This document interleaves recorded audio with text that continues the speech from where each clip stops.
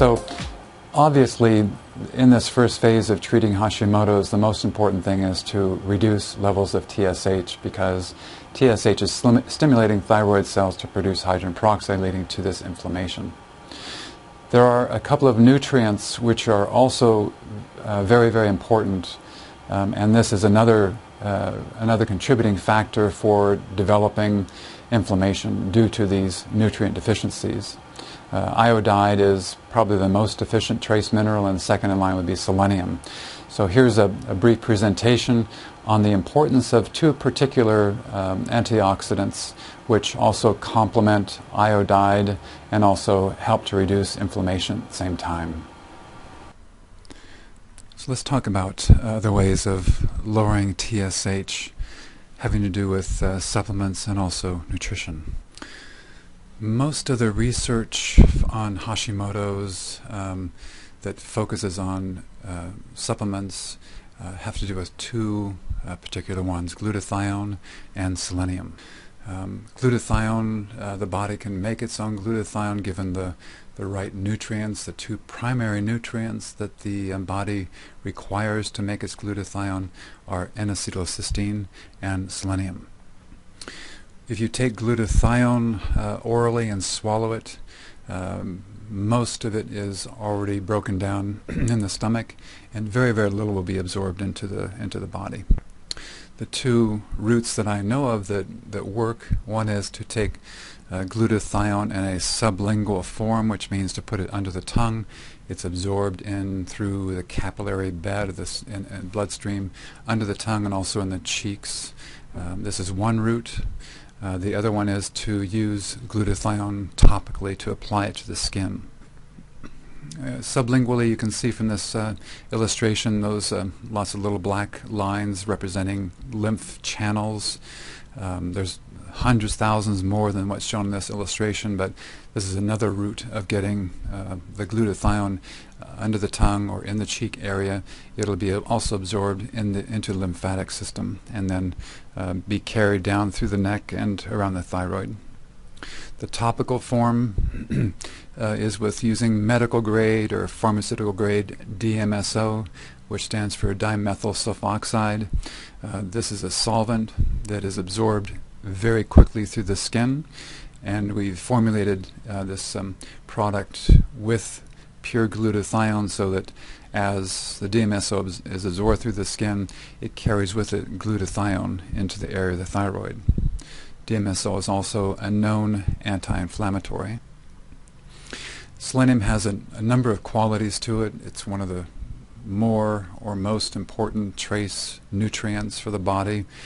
In terms of the thyroid, it helps to protect the thyroid if there is excess hydrogen peroxide, so it acts as a neutralizer or sort of an antidote to the inflammation caused by the hydrogen peroxide.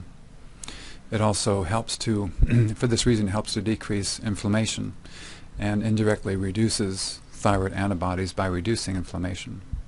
Here's just one of many studies out of the Biological Trace Elements Research 2008 showing the improvement using selenium. This is a single person study. The woman had been diagnosed with Hashimoto's. She was already taking Synthroid, and all they did was add selenium methionine to her program. I think she was taking 200 micrograms of selenium, and the results were that the serum or the blood selenium increased by 45%, its levels. Also the glutathione increased by 21% by just supplementing selenium, and after a period of time, I believe it was 2 months, 3 months, her TPO antibodies decreased by 76%. This is pretty remarkable. There's other studies showing that selenium has very little effect, but they were not using the methionine form. A maximum dose for selenium is 400 micrograms. This is a good starting dose for people because most people are insufficient with their selenium intake or selenium levels. Let's talk a bit about nutrition. There's food allergies that are a problem that potentiate the antibodies or the activity of the immune system. The primary one is found in wheat, oats, rye, and barley, which is the gluten in those foods. And in the research, there's many articles on gluten and Hashimoto's. One of them was taking some youth or young people who had gluten sensitivity or allergies, finding out that a pretty good percentage of those individuals already had Hashimoto's.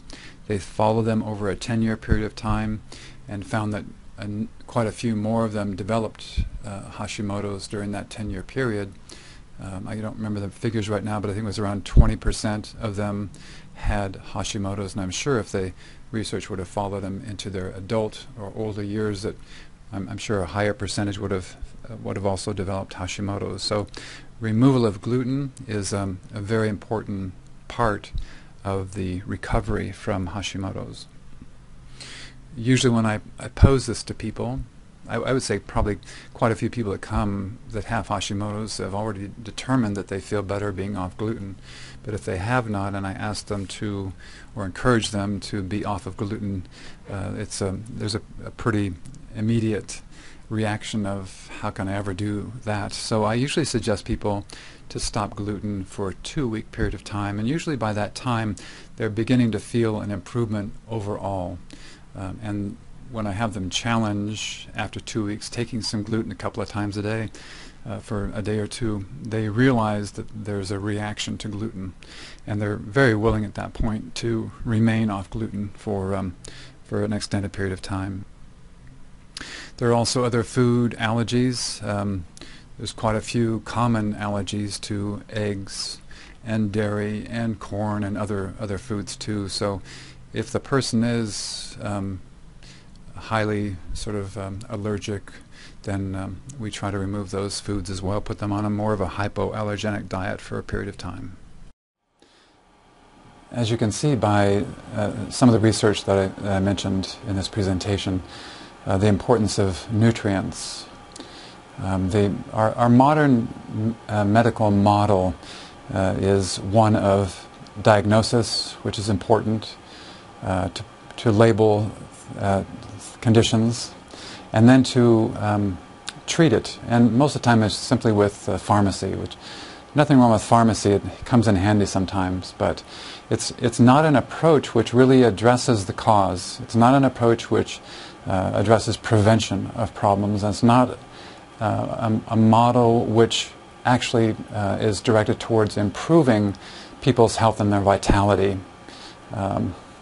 So with Hashimoto's, as with almost every condition, it must be treated or addressed on many levels. The term is holistic medicine, which in some ways means to address a condition, but also to incorporate other methods to improve the person's health, and to look at the etiology or the cause or the reasons why a person has become ill. And this can be anywhere from, looking at the chemistry, looking at nutrition, looking at lifestyle, looking at the environment, what toxins a person has accumulated over their life, etc. One very important part, so to speak, the tissue of the body, is that core that runs through us, which is really an environment which has a tremendous influence upon how we feel, our vitality, how we think, the clarity of thought, etc. And that's the subject of the next video, which is on the ecology of the gut. Extremely important. So join me there. Thanks.